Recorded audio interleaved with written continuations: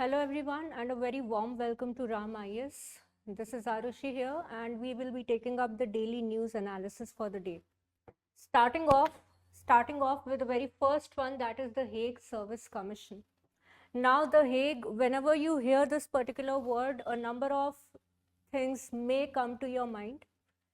ये ऐसी जगह है that comes in news times and again with respect to certain important international organizations. जैसे आपका इंटरनेशनल क्रिमिनल कोर्ट हो गया, परमानेंट कोर्ट ऑफ आर्बिट्रेशन हो गया, right, and then you have the organisation for prohibition of chemical weapons. Other than that, more than 200 international organizations are located at the Hague. So basically, Netherlands का official capital city happens to be Amsterdam, but Hague happens to be a city that directly faces the North Sea, is located on the coastline, is one of the third most populous cities, and is oftentimes referred to as the de facto capital. तो again ये particular place news में फिर से इसलिए आई है because the Hague service convention has been used by the US government. USA का security exchange commission has contacted the union ministry of law and justice, that is the government of India. क्यों contact किया? Reason being they want to summon Gautam Adani and associates before the court following the reports and the allegations associated with these scams. तो basically ये service convention क्या है? कोई भी दो countries को आपस में बीच में कोई भी जुडिशियल सर्विस अवेल अगर करनी है, राइट, कोई भी जुडिशियल सर्विस अवेल करनी है, एक्स्ट्रा जुडिशियल डॉक्यूमेंट्स चाहिए, एक्स्ट्रा जुडिशियल समन्स चाहिए. So we all know that two different countries are two different sovereignties, right? And they have their separate judiciaries. There has to be a mode for judicial summons between two countries. अगर एक country को किसी दूसरे country के convict से directly, legally, judicially अगर deal करना है तो, right? So this is precisely and exactly what this particular commission is for. And India अलग अलग मोड्स हैं, राइट, अलग अलग मोड्स हैं कम्युनिकेट करने के, इस सर्विस को अवेल करने के लिए. पहला मोड यही है कि एक कंट्री की सेंट्रल अथॉरिटी रेफर करती है to the Hague service convention to contact another country central authority on behalf of the former. यानी कि यूनाइटेड स्टेट्स का law department has to contact to the Indian law department. तो बीच में Hague service convention will act as a mediator. उसके अलावा postal duties, diplomatic and जो आपके कॉन्सुलर चैनल्स होते हैं, यूएस का कंसुलेट इंडिया में, इंडिया का कंसुलेट इन द यूएस, तो जो डिप्लोमेटिक चैनल्स होते हैं उसका भी यूज़ किया जा सकता है. थर्ड, डायरेक्टली भी कॉन्टैक्ट कर सकते हैं, keeping in confidence the Hague service convention. India में फॉर दैट मैटर सिर्फ और सिर्फ सेंट्रल अथॉरिटी का ही वे आउट अवेलेबल है. For India we can only use the procedure of the central authority itself. So that is one important aspect, right. ये basically बाकी सारे जो ऑल्टरनेटिव सर्विस मेथड्स है, like the postal, like the consulate channel और even the direct communication, ये India में Indian judiciary के ऊपर अभी एप्लीकेबल नहीं है. So this is the only valid method. Third, जो मोड ऑफ कम्युनिकेशन होता है, obviously it has to be in English and properly translated in understandable English language, right. यहाँ इंडिया में अगर किसी को भी लीगल समन दिया जाता है, that is done under the code for civil procedures act 1908. So definitely Hague Service Convention will also be adhering to the procedures established by this particular code, and same has to be followed by the Judicial Department of the US government, right. Then another very important aspect is कि judgment issue होने के बाद अगर कोई foreign government, for example US court ने summon किया Gautam Adani and associates को, but they did not obey to the summon, they did not obey to the judicial order, तो उसको डिफॉल्ट जजमेंट की कैटेगरी में इंक्लूड कर दिया जाता है. And after the default judgment there are other ways through which the proceedings can be carried forward. So this was it. To summarize it, moving on, Idukki Wildlife Sanctuary. So let us have a look first of all at important national parks in the state of Kerala. That is the Silent Valley National Park, Eraviculam National Park. You have the Silent Valley National Park, you have the Eraviculam National Park, you have the Anamudi Shola National Park, right? You have the Matiketan Shola National Park, and you have the Periyar National Park. Other than that, national parks, we all know that the state government refers to the central government through the chief wildlife warden to decide and designate a particular area as a national park. On the flip side, wildlife sanctuaries can be privately owned. यहाँ पे जो Idukki wild life sanctuary news में आई है, that is basically located in the Idukki district of Kerala, and इसका जो basic what we can say is the landmark और Idukki wild life sanctuary का जो यूएसपी है, that is the Idukki arch dam. That is an ancient way of building dams. So basically this Idukki Arch Dam has been located, or it has been constructed over a riverine island, over a very old riverine island that has now submerged underwater. और इसी के आसपास के regions में Idukki wild life sanctuary को बनाया गया है, राइट. मेजर जो इसका अगर ड्रेनेज देखें तो जो पेरियार रिवर है एंड चेरुथोनिया रिवर है, these are the two important drainage around this particular wild life sanctuary. अगर इसकी बात करें तो like other important national parks and wild life sanctuaries, यहाँ पे भी हमको प्रोमिनेंटली हर तरीके का बायोम देखने को मिलता है. That is from tropical rain forest to semi evergreen forest,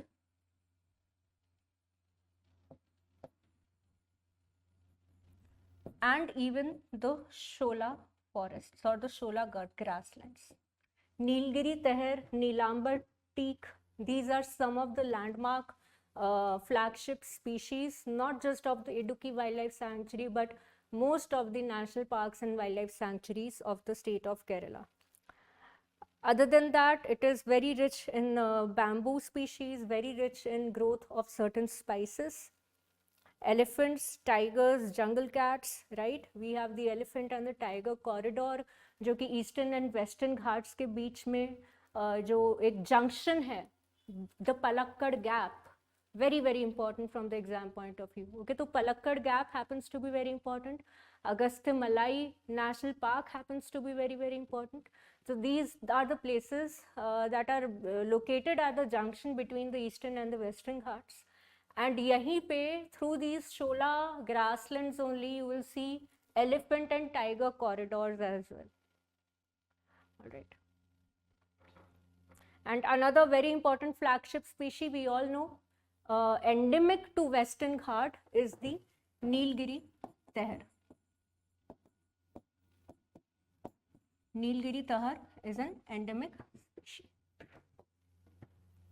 Then what do we have here is antiretroviral therapy.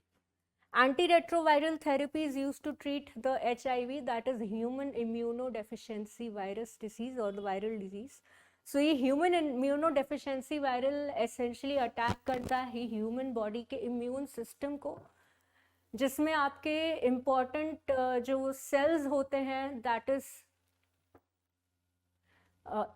the white blood cells में जो आपके type B and type T cells होते हैं, that are responsible for fighting off various diseases, that are responsible for sending signals to the fighter cells, right? They memorize the old infections and they send signals to fighter cells to release the white blood cells and fight off that infection. So वो जो पूरा system है, जो पूरा network है, वो weak हो जाता है. And क्योंकि virus है, it needs a host, so virus tends to replicate inside the body and over the time it spreads all over. तो एंटी रेट्रोवायरल थेरेपी बेसिकली काम कैसे करता है कि HIV के सेल्स को ब्लॉक करता है from entering and replicating in the cells, right? It blocks the HIV from entering and replicating in the cells. And basically जो ट्रीटमेंट है काफ़ी ज़्यादा इफेक्टिव है, and because it is a retroviral therapy, ये therapeutical treatment का एक important part हो जाता है, which means that it is not an allopathic और not a traditional pharmaceutical treatment, but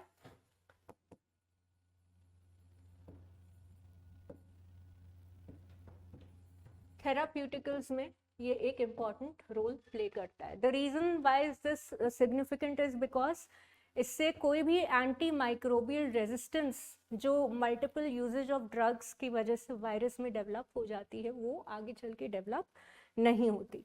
Okay, so basically it is essentially it is an anti-HIV drug to treat the weakened immune system, and essentially the retrovirus है that the retrovirus that is used in the retroviral therapy, it uses RNA to create the DNA. तो DNA basically जो RNA derived DNA है that is essentially responsible for blocking the growth of the virus. Then talking about general anti-avoidance rules. What are general anti-avoidance? And when we are talking about anti-avoidance, it is essentially indicating towards tax avoidance. ठीक है, तो tax evasion and tax avoidance को कर्ब करने के लिए GAAR sign किया जाता है, राइट. इंडिया में it was made effective since 2017, right, and it has been made effective under the income tax act of 1961, right. तो जितने भी टैक्स इवेजन से रिलेटेड एंड टैक्स प्लानिंग से रिलेटेड इश्यूज होते हैं, जो भी स्ट्रैटेजीज होती है, उनको कर्ब करने के लिए एक इम्पॉर्टेंट रोल प्ले करता है. एंड इसका एक लीगल स्ट्रक्चर है, right. It has a particular legal structure that is implemented by your respective tax authorities. किसी भी दो कंट्रीज को अगर general anti avoidance rule implement करने हैं, it has to be made sure और it is mandatory that both the countries are signatory to this particular document. And यहाँ पे signatory का मतलब that they have also ratified these rules in their legal system, in their legal tax administration system, right. Lunar Trailblazer spacecraft. Now Lunar Trailblazer spacecraft, what is this all about? ठीक है, so basically it has been launched by NASA to study and map the water on moon's surface. ठीक है, तो Lockheed Martin ने construct किया है particular spacecraft for NASA to understand what water is like on moon, as simple as that, right. So ये orbital flight के साथ साथ सरफेस लैंडिंग भी करेगा, हाई रेजोल्यूशन इमेजेस भी जनरेट करेगा, right. It detects the light pattern that is essentially emitted by water. Okay, so it will provide very critical data that is associated with the status of water on moon, and दोनों के partnership से ये project successfully launch हुआ है. Another very important aspect to note that is going around in our daily news analysis and current affairs these days is very important, the strategic ties between India and the EU, right. We all know कि 15 सालों से free trade agreement की talks and discussions ही चल रहे हैं India and EU के बीच में, but this year things look a little substantial. Okay, things look a little substantial because we have a strategic delegation and high level talks going on, and chances are very high कि इस साल जो है free trade agreement India और EU के बीच में sign हो जाए, राइट. तो ये एक लॉन्ग स्टैंडिंग पार्टनरशिप है, यानी कि इसके डिप्लोमेटिक टाइज इंडिया और EU के बीच में डिप्लोमेटिक टाइज जो है 1962 से ही इस्टेब्लिश हो गए थे, एंड इंडिया और EU के बीच में जो पहला समिट था that took place in the year 2000, right. 2004 में जाके strategic partnership we signed with the EU, right. Now let us have a look at the status of trade and investments. तो यहाँ पे अगर trade and goods की बात करें, imports and exports मिला के जो cumulative size है of the trade, okay, again this thing happened.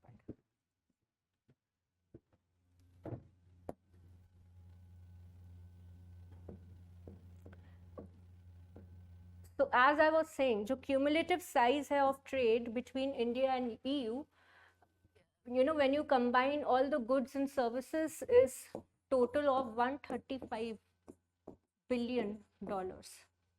More than that, services में भी around $20 to $30 billion का worth of trade is noticed between the two trading blocks, between EU and India. Another important aspect to note here is India का कम से कम 16% FDI, 16% FDI in India is actually directly coming from EU. And it's not that just EU is putting in FDI. India से भी EU में जो FDI जाता है, that is somewhere around the size of $40 billion, right? You will see many Indian business persons, right? Many entrepreneurs, many investors investing out there in the startups, in landed properties in the European Union, right? Digital partnership को अगर देखा जाए तो European union attended the India's artificial intelligence summit जो 2023 में हुआ था, right? We also have a trade technology council between India and EU. 2022 saw the launch of Trade Technology Council between India and EU. So Trade Technology Council क्या है and क्यों launch हुआ था? Basically it forwards all the agenda that is associated with artificial intelligence and the Digital India movement or the Digital India mission, right? ये clean and green technologies को promote करने के लिए काफ़ी हेल्पफुल है. It helps in trade and supply chain resilience, ठीक है? Trade और सप्लाई चेन रेजिलियंस में भी ये काफ़ी हेल्पफुल है. Other than that, as we all know कि चाइना से इम्पोर्ट डिपेंडेंसी, चाइना का डोमिनेंस खत्म करने के लिए US has already signed the fab 4 alliance with 4 important countries, that is Taiwan, Japan, South Korea and US. इन 4 countries का fab 4 alliance बना है. लाइकवाइज सेमीकंडक्टर पे पार्टनरशिप किया है इंडिया एंड EU ने, right? So obviously India also wants to do something to reduce that dependency and open semiconductor fabrication units in our own country. As far as semiconductor fab units are concerned, India ने Singapore और काफ़ी सारी other countries के साथ already MOU sign किया हुआ है, and EU is one such block, right? So that is one big support system that we have. Other than that, supercomputing is another area that we see a collaboration between the two, collaboration in this particular partnership. European Union also happens to support India in our hydrogen cooperation initiative. ठीक है, जो hydrogen cooperation initiative है वहाँ से भी हमें European union का support देखने को मिलता है. And not just that, EU has committed somewhere around 1 billion pound worth of investment in our hydrogen related initiatives, right? Basically under the National Hydrogen Mission. जो हमारी कंट्री का नेशनल हाइड्रोजन एनर्जी मिशन है, that aims to expand the hydrogen energy infrastructure, make it more inclusive in our energy pipeline. यहाँ पे EU has also committed some good amount of investment. Obviously, it will also further India's INDC, one INDC, that is to achieve the net zero carbon emission status by the year 2070. Other than that, यहाँ पे defence and space collaboration की बात करें तो maritime security and defence is one such sector that sees a strong partnership between India and EU. So here's a question for all of you. What is the name of the joint naval exercise between India and EU? India and EU के बीच में जो joint naval exercise होती है, what do you, for example, Dharma Garjan takes place between India and Japan. Okay, so that's a takeaway question for all of you. Other than that, space collaboration, right? EU has also collaborated in missions like Aditya L1, Chandrayaan 3, Gaganyaan में भी EU का collaboration देखने को मिल रहा है. People to people ties, cross cultural ties भी India and EU के बीच में काफ़ी ज़्यादा फ्रूटफुल है, right. So this was just a gist and a summary. Last but not the least, India and US का जो डिफेंस टाई है. So we all know very high level talks have been going on between India and the US already, जिसमें काफ़ी सारे issues आए हैं, like the Mission 500. Mission 500 basically aims to scale up the trade between India and US up to $500 billion. एक और important partnership हुई है, that is Compact Partnership.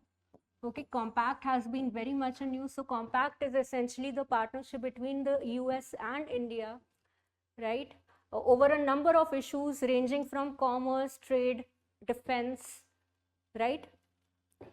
तो यहाँ पे अगर सिर्फ और सिर्फ डिफेंस की बात करें तो Rafale, Tejas, F-35 are some of the critical challenges in the field of defense that remain between the US and India. Okay, so यहाँ पे काफ़ी इन डेप्थ डिस्कशन हुआ है on defence acquisitions, co production, technology transfer, right, regulatory reforms for arms, ammunition and trade. ठीक है, यहाँ पे जो को प्रोडक्शन इंडिया और US के बीच में प्लान किया है, जो टाई अप हुआ है, that is for the production of javelin anti tank guided missile and striker ICV, right. So this is something that will be paged up. Javelin anti-tank guided missile is one such headline issue that is like central to the US-India defense ties in the current scenario, right. So this was it. This was the summary of today's current affairs. Obviously यहाँ पे अगर इसका higher geopolitical angle देखें, इसका strategic autonomy अगर हम लोग देखें, तो इट कुड डेफिनेटली क्वेश्चन, जब भी इंडिया एंड US के बीच में कोई बड़ा डिफेंस टाई होता है तो रशिया को प्रॉब्लम होने लगता है. And on the flip side, जब भी इंडिया एंड रशिया के बीच में डिफेंस सप्लाई से रिलेटेड कोई बड़ा टाई अप होता है, then US has a problem. And there is a very important, significant and strategic reason जिसमें कुछ आपका nuclear power and nuclear energy से भी रिलेटेड कुछ एस्पेक्ट आ जाता है. US एंड रशिया के बीच में कैसे डिफेंस टाइज हैं, what is start agreement all about that has been signed long ago between US and India, and why it is a diplomatic, it has always been a diplomatic challenge for India as a country to maintain what strategic autonomy with respect to its ties with the US, with respect to its ties with Russia. So we will have an enriching discussion on this aspect as well in our upcoming classes. Till then, take care, thank you, and bye-bye.